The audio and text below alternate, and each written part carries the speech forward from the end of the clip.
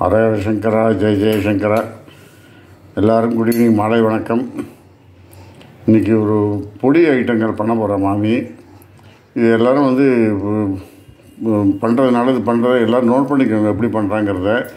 So இது ரொம்ப நாளாக பண்ணிகிட்ருக்கோம். அது என்ன பொடி, எப்படி பண்ணுறது, எவ்வளோ சாமான்கள் தேவை, அது எவ்வளோ மெஷர்மெண்ட் போட்டு எப்படி பண்ணுறாங்கிறத எல்லோரும் நோட் பண்ணிக்கோங்க. சொல்லுங்க. பருப்பொடி பண்ணுறதுக்கு சாமான் எடுத்து வச்சுருக்கேன். பருப்பு பொடி பண்ண போகிறீங்களா? பண்ணுறதுக்கு சாமான் பருப்பொடி பண்ண போகிறேன். ஆமாம், சரி. பருப்பொடி பண்ண போகிறதுக்கு அதுக்கு என்னென்ன சாமான் வேணும், எவ்வளவு சாமான்கள் தேவை, என்னென்ன தேவை? துவரம் பருப்பு ஒரு 3/4 டம்ளர் வச்சுருக்கேன். இந்த டம்ளரில் அதெல்லாம் கீழே வைக்கக்கூடிய 3/4 டம்ளர் வச்சுருக்கேன். பாசி பருப்பு 1/2 டம்ளர் தான் வச்சுருக்கேன். அது வச்சுருக்கேன்ல, நீங்கள் தேவையானது இவ்வளோதான் தேவை, இவ்வளோதான் தேவைங்கிற சொல்லுங்க. துவரம் பருப்பு 3/4 டம்ளர், பாசி பருப்பு 1/2 டம்ளர். இது எவ்வளோ இருக்கும்? இது ஒரு 2 டேபிள் ஸ்பூன் இருக்கும் பொட்டுக்கடலை, அவ்வளோதான். 2 டேபிள் ஸ்பூன் பொட்டுக்கடலை, கொஞ்சம் 4-5 மிளகா, 5-6 மிளகா, வரமிளகா, இதுக்கு தேவையான அளவு உப்பு, பெருங்காயம், அவ்வளோதான். அப்புறம் நம்ம வேற ஒன்றும் இல்லையே. ஆமாம், பருப்பொடி இப்போ அரைக்க போகிறேன். பருப்பொடி அரைக்கல, வறுத்துட்டு அரைக்க போகிறேன். ஆக்சுவலாக நான் 3/4 டம்ளர் எடுத்து வறுத்துட்டுருந்தேன். இதை பாக்கியை தான் இப்போ வறுக்க போகிறேன். நான் 3/4 டம்ளர் எடுத்துட்டு இதை வறுத்துட்டுருந்தேன். இதை வந்து பாக்கியை வறுத்துடுறேன். நான் 3/4 டம்ளர் பருப்புடிக்கு துவரம் பருப்பு 3/4 டம்ளர் எடுத்து இப்போ போட்டிருக்கேன். இந்த டம்ளர் தான் 3/4 டம்ளர் எடுத்து போட்டிருக்கேன். இப்போ அடுத்து இது வறுபட்டு முடிஞ்ச உடனே 1/2 டம்ளர் பாசி பருப்பு வச்சுருக்கேன். அதையும் செவக்க, இது எல்லாமே செவக்க வறுக்கணும். இதை பாருங்க எப்படி வறுத்துருக்கேன் பாருங்க, செகப்பாக வறுக்கணும். அதுக்கு இது முடிஞ்சு இந்த பொட்டுக்கடலையும் 2 டேபிள் ஸ்பூன் இருக்கும். இதை வந்து அப்படியே போட்டு ட்ரையாக தான் எல்லாத்தையும் வறுக்க போகிறேன். எண்ணெய் எல்லாம் கிடையாது. இது சும்மா ஒரு டேஸ்ட்டுக்கு நல்லா இருக்கும் பொட்டுக்கடலை இதில் ஆட் பண்ணினா, அதனால கொஞ்சோண்டு போட்டிருக்கேன். இது வாசனை வர வரைக்கும் வறுக்கணுமா? ஆமாம், வாசனை வரணும், செவக்கணும், நல்லா செவக்கணும்.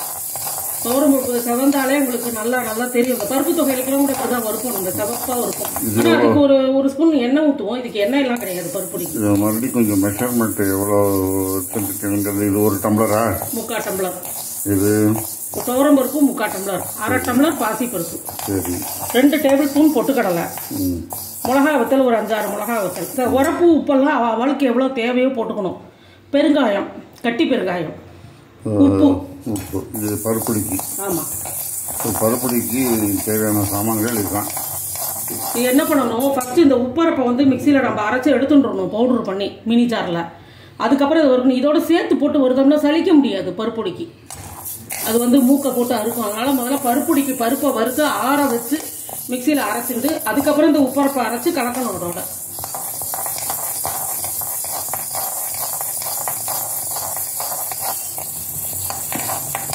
பாருங்க, நல்லா செவந்துருத்து பாருங்க. கிட்ட காமிங்க அவனுக்கு, அவன் சின்ன குழந்தைகள் தெரிஞ்சுக்கிட்டோம்.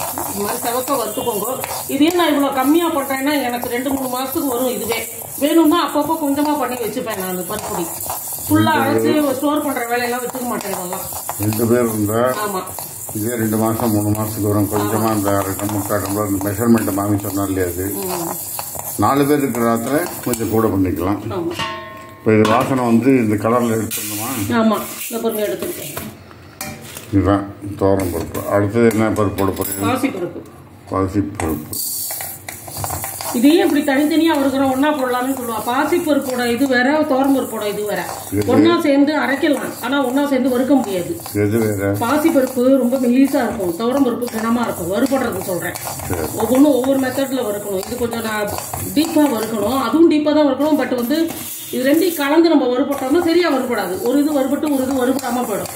அதனால் தனித்தனியாக அதுக்கு தான் வறுக்கிறது. கடலை பருப்பு கிடையாது, இதுக்கு கிடையாது. பாசி பருப்பு செவந்துட்டு பாருங்க, இதை இதில் போட்டுடுறேன். முதல்ல துவரம் பருப்பு, அடுத்தது பாசி பருப்பா? ஆமாம், சரி. அடுத்தது பொட்டுக்கடலை.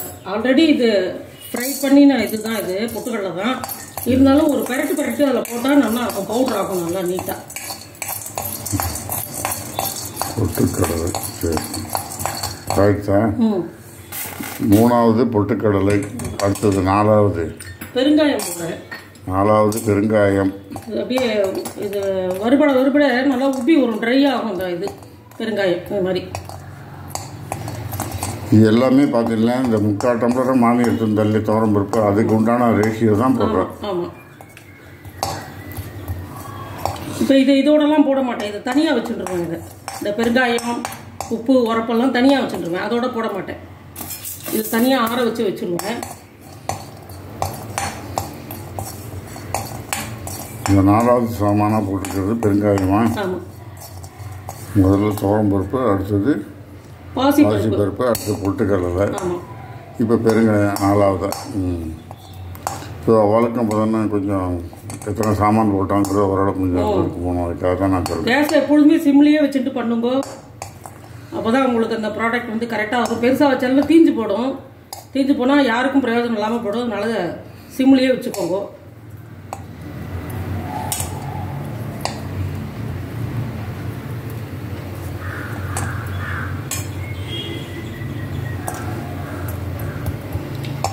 இன்னைக்கு நேற்று என்ன ஈவினிங் டிஃபன் பண்ணியிருந்தேன்? அடை அவியல்.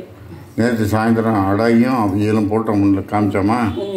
இப்போ இன்னைக்கு அடுத்தால நம்ம ரசமும் இதுவும் பண்ணினேன், அவரைக்காய் தேங்காய் போட்டு கறியும் பண்ணினேன் இன்னைக்கு. ஆமாம், ரொம்ப ஜோராக இருந்தது. அவ்வளோதான். அதாவது இந்த ரசம் ஈச்சம்பளம் பண்ணேன், பருப்பு ரசம் பண்ணியிருந்தேன். அது தொட்டுக்கிறதுக்கு அவரைக்காய் தேங்காய் போட்டு பொடி பொடியாக இருக்கும், ரொம்ப நறுக்கி அது தொட்டு கறி பண்ணியிருந்தேன். ஸோ ஈவினிங் வந்து இந்த மாதிரி பருப்பொடி தீர்ந்து போயிடுத்து. ஸோ பருப்பு பொடி எப்படி செய்கிறதுன்னு சில பேர் கேட்டிருந்தேன். மாமி அதனால் இப்போ பருப்பொடி செஞ்சு காமிச்சிடலாம் அப்படின்னு சொல்லி, இந்த மழை காலம் வரும்போது இது காமிங்க எப்படி எப்படி வந்திருக்குன்ட்டு. பெருங்காயம் இந்த மாதிரி வறுபடணும். மழை காலம் வரும்போது இதெல்லாம் கொஞ்சம் ப்ரிப்பேர் பண்ணி வச்சுக்கோங்க. இன்னும் 2 மாதம் மழை காலம் வந்துடும். ஒரு ராத்திரியே கொஞ்சம் சாதம் வச்சோம்னா ஒரு வடாம்பு வச்சு இந்த பருப்பொடியை தொட்டுன்னு சாப்பிட்றலாம், பருப்பொடியை பேசஞ்சு சாப்பிட்றலாம். ஒரு சில நாள் முடியலன்னா நம்ம அந்த மாதிரி செஞ்சுக்கலாம். நம்ம டிஃபன் எதுவும் பண்ணலை ஆமாம் அப்படின்னா செஞ்சுக்கலாம். பெருங்காயத்தை எடுத்துட்டு கொஞ்சம் மிளகா, 5வது சாமான் மிளகா, அப்புறம் வேற என்ன போடுவேன்? இந்த உப்பு, அவ்வளோதான். மொத்தம் 6 சாமான், உப்பை சேர்த்து 6வது சாமான். சரி, வறுத்ததும் காமிக்க. அடுத்தது 6வது சாமானா உப்பு போடுறேன். உப்பையும் நம்ம இந்த மாதிரி வறுத்து வச்சுக்கணும். ஆமாம், அது கொஞ்சம் ஈரப்பதமாக இருக்கும், அதனால கொஞ்சம் இந்த மாதிரி வறுத்துட்டு போட்டுட்டேன்னா உங்களுக்கு 4 படம் நல்லா வரும். எவ்வளோ குவான்டிட்டி உப்பு போட்டிருக்க பற்றில்? ஒரு பெரிய டேபிள் ஸ்பூன் போட்டிருக்கேன். நம்ம பத்தலைன்னு உப்பு சேர்த்துக்கலாம், ஆனால் கூட போயிடுச்சுன்னா கஷ்டம். அதனால் என்றைக்குமே நீங்கள் வந்து கேர்ஃபுல்லாக வந்து உப்பை மாத்திரம் குழம்போ ரசமோ கறியோ கூட்டோ சாமான் போடுற போது கம்மியாக போட்டுக்கல, வேணும்னா ஆட் பண்ணிக்கலாம். இந்த இது வச்சுருந்தேன் இல்லையா, பெருங்காயம், மிளகா, உப்பு, இதை ஒண்டி தனியாக வச்சுருக்கேன். அதாவது பெருங்காயம், வரமிளகா, உப்பு, இது 3ஐயும் வந்து வறுத்து மாமி தனியாக வச்சுருக்கா. இதை உப்பரப்பை தனியாக அரைக்கிறதுக்கு இந்த சாமான்களை தனியாக வச்சுருக்கா மாமி. ஸோ இதுதான் வந்து பருப்பொடிக்கு தேவையான சாமான்கள் வச்சிருக்காங்க. பருப்பொடிக்கு தேவையானது இதுதான். சரி, அடுத்தது மிளகா பிடிக்கு எப்படி செய்கிறதுங்கிறத மாமி சொல்லுவாள். இந்த மிளகா பிடிக்கு பார்த்தீங்கன்னா என்னென்ன சாமான்கள் தேவை, எவ்வளோ தேவை, என்னங்கிறத மாமி விவரமாக சொல்லுவாள். ஒரு 50 கிராம் இருக்கும் மிளகா, அவ்வளோதான். மிளகா நான் இது பண்ணியிருக்கேன். இந்த கேஸை ஆஃப் பண்ணிடுறேன் உங்களுக்குலாம் சொல்கிறதுக்குள்ள. மிளகா ஒரு 50 கிராம் இருக்கும். என்னாச்சு? என்ன கீழே செஞ்சு கடலைப்பருப்பு வந்து ஒரு டம்ளர். இந்த பருப்பு அவ்வளோ இடம் இருக்கு பாருங்க, அதெல்லாம் யாருக்கு வாடகை விட போகிறோம்? உளுத்தம்பருப்பு ஒரு டம்ளர், அவ்வளோதான். பெருங்காயம், கொஞ்சமாக எள்ளு ஊற வச்சுருக்கேன், அவ்வளோதான். ஒரு 50 கிராம் எள்ளு ஊற வச்சு 10 நிமிஷம் ஊற வச்சு எடுத்து வடிய வச்சுருக்கேன், அவ்வளோதான். இந்த மிளகா பிடிக்கி நாங்கள் தேங்காய் எண்ணெய் கொஞ்சமாக ஊற்றிருக்கேன் பாருங்க, எவ்வளோ ஊற்றிருக்கேன் பாருங்க. அதில் இப்போ உளுத்தம்பருப்பை ஃபஸ்ட்டு வறுக்கிறேன். நல்லா செவக்க எண்ணெய் ஊற்றி, தேங்காய் எண்ணெய் ஊற்றி தான் வறுக்கணும் மிளகா பிடிக்கி. அதனால் கொஞ்சமாக எண்ணெய் விட்டு உளுத்தம்பருப்பெல்லாம் கருப்பு உளுந்து உடைக்கிறதுக்கு பிரட்டுவோம், அது மாதிரி எண்ணெயை கொஞ்சம் பிரட்டினா போடணும் தேங்காய் எண்ணெயில். அந்த அளவு கொஞ்சமாக சொட்டு எண்ணெய் ஊற்றி இதை வந்து செவக்க வறுக்கணும் உளுத்தம்பருப்பை. உளுத்தம்பருப்பு செவக்க வறுத்து கொட்டியிருக்கேம்மா, கொஞ்சமாக எண்ணெய் ஊற்றி அதில். அடுத்து இதே மாதிரியே சொட்டு எண்ணெய் ஊற்றி இந்த கடலைப்பருப்பு போடுறேன். இதையும் வறுத்து கொட்டிட்டு உங்கள்கிட்ட காமிக்கிறேன். நான் நல்லா செவக்க வறுக்கணும், வறுத்துட்டு உங்களுக்கு காமிக்கிறேன்.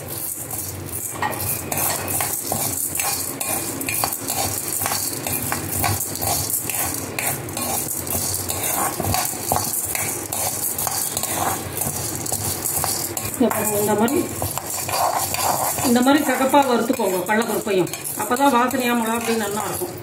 கொஞ்சமாக எண்ணெய் விட்டு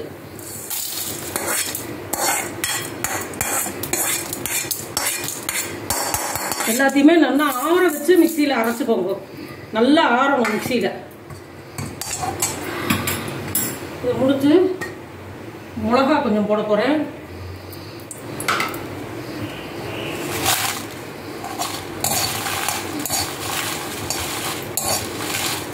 இதுலேயும் மிளகா இதெல்லாம் நம்ம தனியாக வச்சுக்கணும். இதுலேயே வறுத்து வச்சுக்கணும், அதில் போடக்கூடாது. தனியாக மிக்சியில் முதல்ல மிளகா, உப்பு, பெருங்காயத்தை அரைச்சிட்டு அதுக்கப்புறமா கடலைப்பருப்பு, உளுத்தம்பருப்பையும் போட்டு அரைக்கணும்.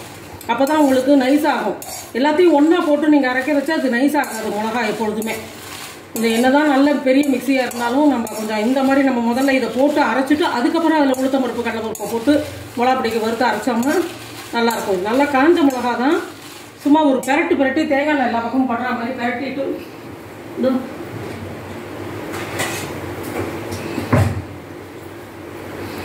தனியாக வச்சுக்கணும். இது மிளகாய் மட்டும்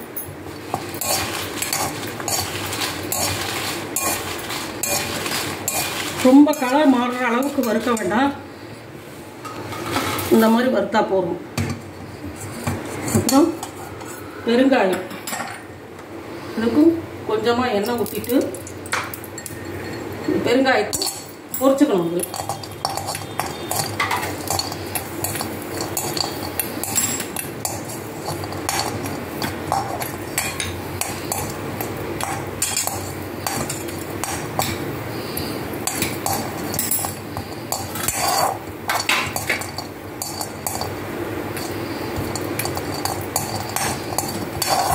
இந்த பெருங்காயம் பொரிஞ்சோன்னா உப்பு போட்டுக்க வேண்டியதான். உப்பு இதுக்கு தேவையான மிளகாப்பிடிக்கு தேவையான அளவு உப்பு போட்டு, இந்த உப்பு உரப்பு மாத்திரம் உங்கள் அளவு தான் நீங்கள் போட்டுக்கணும். உப்பும் உரப்பும் இதுக்கு மேலே கூட நீங்கள் மிளகா போட்டு நீங்கள் வறுத்துக்கலாம். உரப்பாக வேணும் மிளகா அப்படின்னு நினச்சேன்னா போட்டுக்கலாம். நான் கொஞ்சம் சாமான் மெல்லிட போடுவேன், ரொம்ப உரப்பாக பண்ண மாட்டேன். அதனால் உப்பு உரப்பும் உங்கள் ஆற்றுல எப்படி நீங்கள் அரைப்பீங்களோ அது மாதிரி பெரியவாள்கிட்ட கேட்டு செஞ்சுக்கோங்க. தனியாக வச்சுக்கோங்க இதெல்லாம். அடுத்து உப்பு. இப்போ கூட கேஸை ஆஃப் பண்ணிவிட்டு நீங்கள் வறுத்துக்கலாம் உப்பு. ஏன்னா அதுக்கு அவ்வளோ ஹீட்டு தேவை கிடையாது. நான் ரொம்ப வறுத்தேன்னா உப்பு வெடிக்கும், மேலே மூஞ்சிலெல்லாம் வெடிச்சிடும், பார்த்து ஜாக்கிரதை. அதனால தான் சொன்னேன் கேஸை ஆஃப் பண்ணிவிட்டு உப்பை வெடிச்சுக்கலான்னு வறுத்துக்கலான்னு. இது எதுக்குன்னா இந்த உப்பு வந்து கொஞ்சம் ஈரமாக இருக்கும் எப்பொழுதுமே. நம்ம கோடை காலமாக இருந்தாலும் குளிர்காலமாக இருந்தாலும் அந்த ஈரம் வந்து இல்லாமல் இருந்ததுன்னா நம்மளுக்கு சாமான்கள் வீணாக போகாது. உப்பை டைரெக்டாக அதில் போடுறது கூடாது. நம்ம மிளகாப்பிடிலையோ பருப்பொடியோ இந்த மாதிரி லைட்டாக வறுத்துட்டு நீங்கள் போட்டேன்னா எவ்வளோ நாளானாலும் வீணாக போகாது. பருப்பொடி, மிளகாப்பிடி ஏதாவது நீங்கள் யூஸ் பண்ணுறத ஒட்டி கொஞ்சமாக சின்ன டப்பாலாம் எடுத்து வச்சுக்கோங்க வெளியில். பாக்கியை ஃப்ரிட்ஜில் வச்சுருங்க. பருப்பொடி இருந்தாலும் மிளகாப்பொடி வெளியில் வைக்கவே வைக்காதீங்க எதுவாக இருந்தாலும். இந்த மிளகாயோட போட்டுருவேன் இந்த உப்பை. ஸோ மிளகாயும் மசியும் உங்களுக்கு உப்பும் நல்லா இதுவாகிடும், பவுடர் ஆகிடும். அவ்வளோதான். எல்லாமே வறுத்தாச்சு. இனிமேல் ஆற வச்சு அரைச்சின்னு வந்து உங்கள்கிட்ட காமிக்கிறேன். நான் இதோ மிளகா, உப்பு, பெருங்காயம், உளுத்தம்பருப்பு, கடலைப்பருப்பு இதான் மிளகாப்பிடிக்கு தேவையானது. இந்த எள்ளு கொஞ்சம் வறுக்கணும். நல்ல வேலை மறந்துட்டு, நல்ல வேலை ஞாபகம் வந்து.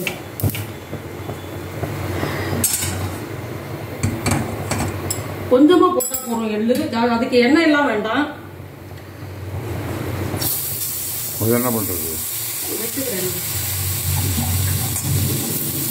இவ்வளோ தேவையில்லை. அதனால தான் கொஞ்சமாக ஒரு 2 டீஸ்பூன் போட்டால் போகிறோம் எள்ளு. இது நல்லா அந்த ஈரப்பதம் போக முதல்ல ஒரு 10 நிமிஷம் ஊற வைங்கோ. அப்புறம் அதை வடிகட்டுங்கோ. வடிகட்டிட்டு ஈரப்பதம் போக இந்த இல்பச்சட்டியில் பிரட்டினெல்லாம் அந்த ஈரம் போனதுக்கப்புறம் அது வெடிக்க ஆரம்பிக்கும் எள்ளு. அதுக்கப்புறம் ஆஃப் பண்ணிவிட்டு நீங்கள் மிளகாப்பிடியோட கடைசியாக போட்டு ஒரு சுற்றி இறக்குங்க. ஏன்னா இது வந்து எண்ணெய் விட்டுன்றோம் ரொம்ப. அதனால் ரொம்ப அரைக்கக்கூடாது எண்ணெய். இதுக்கு எண்ணெயெல்லாம் ஊற்றி வறுக்கணும்னு அவசியம் இல்லை. ட்ரை இல்பச்சட்டிலேயே வறுக்கலாம். இல்பச்சட்டியில் இந்த பாருங்க எல்லாம் போய் எள்ளு வெடிக்க ஆரம்பிச்சுட்டு பாருங்க. தண்ணி வடிகட்டின இதோட கொஞ்சம் ஈரமாக இருந்தது எள்ளு. இப்போ வெடிக்கிறது பாருங்க. கேட்குறதா என்னன்னு தெரியல, பட் வெடிக்கிறது நீங்கள் தெரியும்னு நினைக்கிறேன் உங்களுக்கு. இப்போ கேஸை ஆஃப் பண்ணிட்டேன்னா அந்த சூட்டிலேயே வெடிச்சிடும். உங்களுக்கு வேணும்னா தட்டு ஒன்று வச்சு மூடிக்கலாம். நீங்கள் வெளியில் தெரிக்காமல், வெளியில் தெரிச்சு வராமல் அப்படி தட்டை போட்டு மூடி வச்சுக்கலாம். அவ்வளோதான். இது எள்ளு வறுபட்டுருக்கு. இது எல்லாத்தையும் போட்டு மிளகாப்பொடி பண்ணி நான் உங்களுக்கு கொண்டு காமிக்கிறேன். மிளகாப்பொடி மிளகா இப்படி அரைச்சிட்டேன் பாருங்க. என்னென்ன போட்டேன்னா மிளகா ஒரு 50 கிராம் இருக்கும். இப்போ வந்து கடலைப்பருப்பு முக்கால் டம்ளர், உளுத்தம்பருப்பு முக்கால் டம்ளர் இதெல்லாம் போட்டு பெருங்காயம், உப்பு, மிளகா இதை போட்டு அரைச்சி வச்சுருக்கேன். இதில் எள்ளு கொஞ்சமாக 2 டேபிள் ஸ்பூன் எள்ளு ட்ரையாக வறுக்கணும். பாக்கியெல்லாம் தேங்காய் எண்ணெய் ஊற்றி வறுக்கணும். எள்ளை உண்டி வெறுமனை ட்ரையாக வறுத்து இதில் போட்டுக்கணும். ஓகேயா? மிக்சியில் அரைச்சி மிளகா பொடி. இது வந்து பருப்பொடி. முதல்ல மிளகாயெல்லாம் நல்லா அரைச்சி தனியாக வச்சுன்னுட்டு அப்புறம் வறுத்த துவரம் பருப்பு, பாசிப்பருப்பு, அந்த கொஞ்சோண்டு பொட்டுக்கடலை இது எல்லாத்தையும் அரைச்சிட்டு கொஞ்சம் லைட்டாக ஒரு சளிச்சுட்டு பாக்கி இருக்கிற கப்பையை அந்த உப்பரப்போட சேர்த்து போட்டு அரைச்சி கலந்துட்டேன். இப்போ பாருங்க, இதுதான் பருப்பொடி. பார்த்தீங்கன்னாக்கா நல்லா சூடாக சாத்தில் வந்து கொஞ்சம் நெய்யை ஊற்றி நல்லா பயஞ்சிட்டு இந்த பருப்பொடி ஒரு ஸ்பூன் போட்டு டேஸ்ட்டு நாளைக்கு பார்த்துட்டு எப்படி இருக்குது டேஸ்ட்டுங்கிறத சொல்கிறோம். நாங்கள் அநேகமாக பருப்பொடி செய்கிறது வந்து புதுசில் நிறையா தான் செஞ்சுருக்கேன் மாமி. ஸோ சாயந்தரம் வந்து தோசை வைப்போம், ஊற்றப்போம். இந்த ஊற்றப்பத்துக்கு மிளகா பொடி எப்படி இருக்குன்னு குழைச்சி அதில் மேலே தடவி உடம்பு முழுக்க பூசணும். தோசை உடம்பு முழுக்க பூசிட்டு அந்த ஊற்றப்பத்தை சாப்பிட்டோம்னா ரொம்ப பிரமாதமாக இருக்கும். மிளகா பொடியில் ஊறிண்டு அதையும் வந்து நாங்கள் வந்து சாயந்தரம் மிளகா பொடி டேஸ்ட் எப்படி இருக்குங்கிறத மாமி ஃபீட்பேக் சொல்லுவாள். ஸோ இன்றைக்கி வந்து இதான் வந்து ப்ரிப்பரேஷன், இதுதான் மெத்தடா? ஆமாம், சொல்லுங்கள். ஆமாம், இதுதான் ப்ரிப்பரேஷன் மெத்தட். பருப்பொடிக்கு எதுவும் எண்ணெயெல்லாம் ஊற்ற வேணாம், ட்ரையாக வறுக்கணும். துவரம் பருப்பையும் பாசிப்பருப்பு, பொட்டுக்கடலை, மிளகா, பெருங்காயம், உப்பு எல்லாத்தையும் வெறுமனை ட்ரையாக வறுத்து இது மாதிரி பொடி பண்ணி வச்சுக்கோங்க. ஆனால் இதே மிளகா பொடிக்கு கடலைப்பருப்பு, உளுத்தம்பருப்பு, மிளகா வத்தல், பெருங்காயம், உப்பு, எள்ளு தவிர பாக்கி எல்லாம் சொட்டு எண்ணெயை விட்டு வறுத்துக்கணும்.